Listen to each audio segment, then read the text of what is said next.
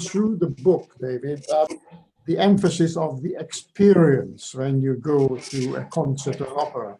Otherwise, not just the actual performance, but the arriving and the enjoying the pre-concert event. So can you just mention that element?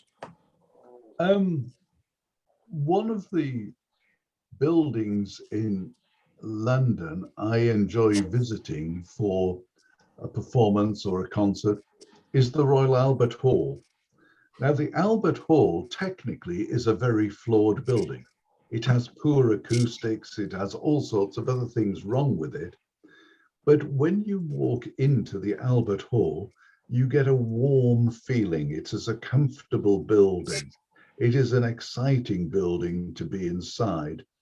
And I think when you walk into that building, whatever you're going to see, whether it's a promenade concert, Cirque du Soleil, or Elton John, Eric Clapton, all of whom I've seen in that building, you feel well disposed to it. I mentioned a few slides back, the Deutsche Oper in Berlin. Deutsche Oper is a really forbidding, unapproachable building that does not lift your spirits as you go into the building. The Festival Hall in London, it's on the banks of the Thames. It's a classic piece of architecture from 1951, Festival of Britain. I go there a great deal, and somebody else mentioned it earlier, where they were there last week. Again, it's a building where one's spirits are lifted as you enter the building. And I think the building, opera house, concert hall, or theatre can contribute a great deal to your enjoyment of the performance. The Finlandia Hall was built by Alvar Aalto, was the architect, as Finland's principal concert hall in Helsinki. There are two famous Swedes. One was Sibelius, who of course composed the piece of music called Finlandia, and the second was Alvar Aalto, the architect, who produced wonderful buildings all over the world. Aalto first came to prominence as an architect when he designed the Finnish Pavilion for the New York World's Fair in 1963. And the pavilion was built out of plywood. It was all those pale wood that we've come to associate it with clean Scandinavian design. It was almost the IKEA pavilion. Nobody in the West, the rest of the world, had seen that sort of clean Scandinavian design. So Aalto sort of introduced the world to that design. Unfortunately, the concert hall he designed at Finland in Helsinki is really rather compromised acoustically. It was designed as both a concert hall and a conference center, and the result is a bad compromise, and it's a bad concert hall. The result is that over the years, it's a heritage building. It was designed by Aalto, who is the most famous Finnish architect of all time. It's now been, they've now built a completely new concert hall in Helsinki, and Finlandia is purely a conference center at this point in time. So it's a little bit like Frank Lloyd Wright in Dallas, an example of a star architect producing something that is not as functional as it should be. My question is about acoustics. You mentioned a building that I think we all love, the Sydney Opera House. It is iconic. It's about the harbour. It's about all sorts of other things for those of us who were born there. But my problem is that I lived and worked for 30 years in the West Midlands, and I became hooked on Birmingham Symphony Hall because I think the acoustics are absolutely wonderful there. In the light of modern developments and techniques and materials, do you think that Sydney Opera House could have been built in a better way at the time, or indeed changed now, to improve what I've been there 2 or 3 times, and I am struck at how bad the sound is. I know Symphony Hall in Birmingham well. It was designed by a friend of mine. Russell Johnson was the acoustic consultant for it. And Russell Johnson sadly died about 15, 18 years ago. And he was the arch exponent of the conventional shoebox concert hall. Birmingham is a conventional shoebox concert hall, parallel side walls, high ceiling, gently floor, and acoustically, I think it is one of the finest rooms for classical music.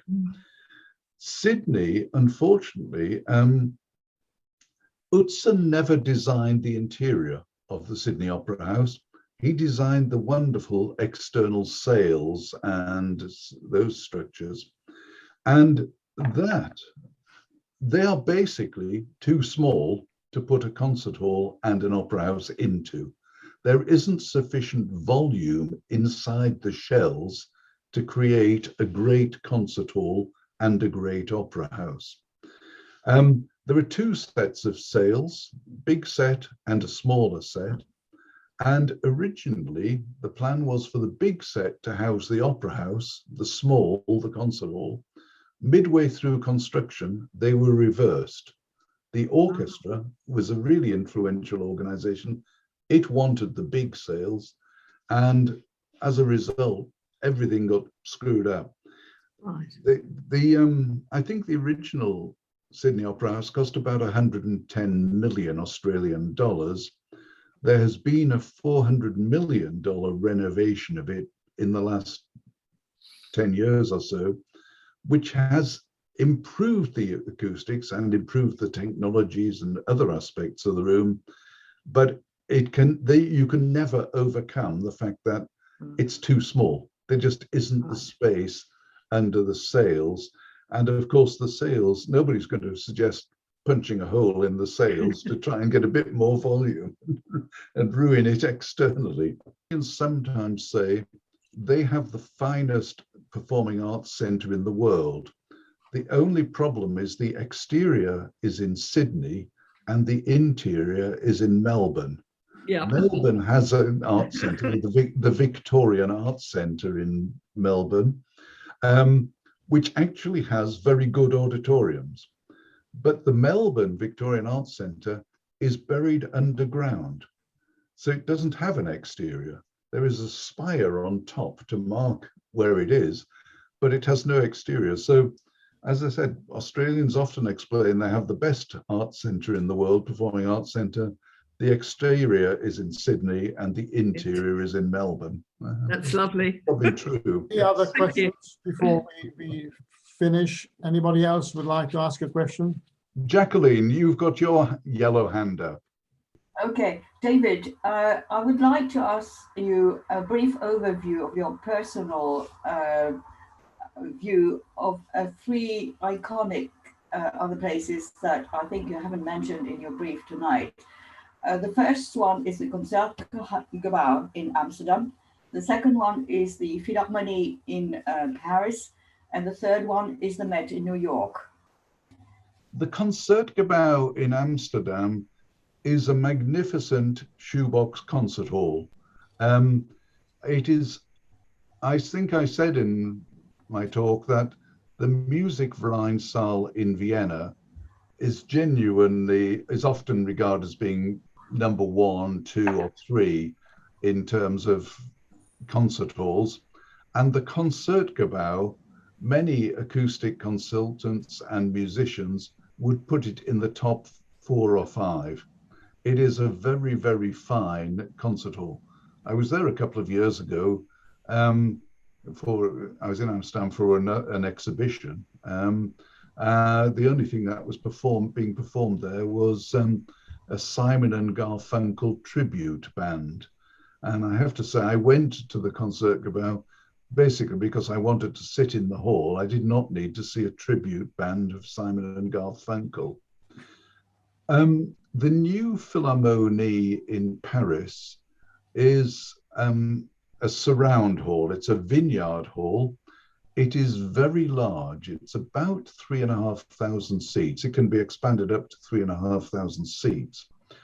And as I said, in concert halls, small is beautiful. So the Paris Hall is very big. The Berlin Hall I showed, Hans Scharoun's hall in Berlin, is very subtly asymmetric. Many people would walk into it and say, this looks symmetrical, but there is some subtle asymmetry about it.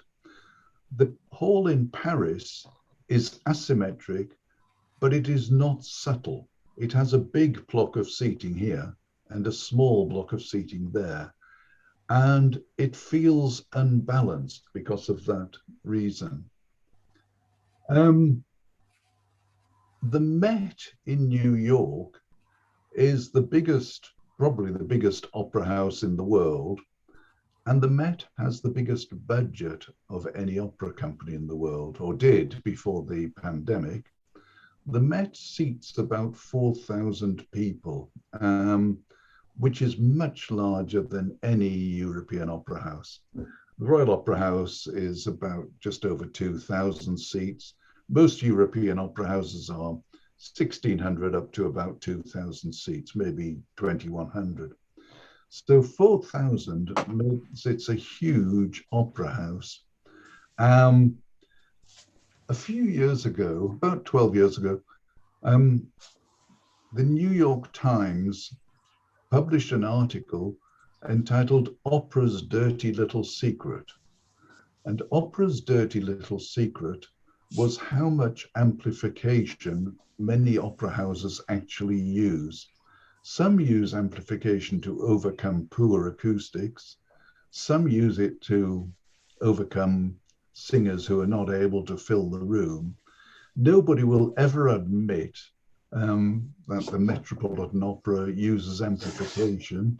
I'm sure I would be slaughtered if I accused them of using amplification, but I have my suspicions on occasion.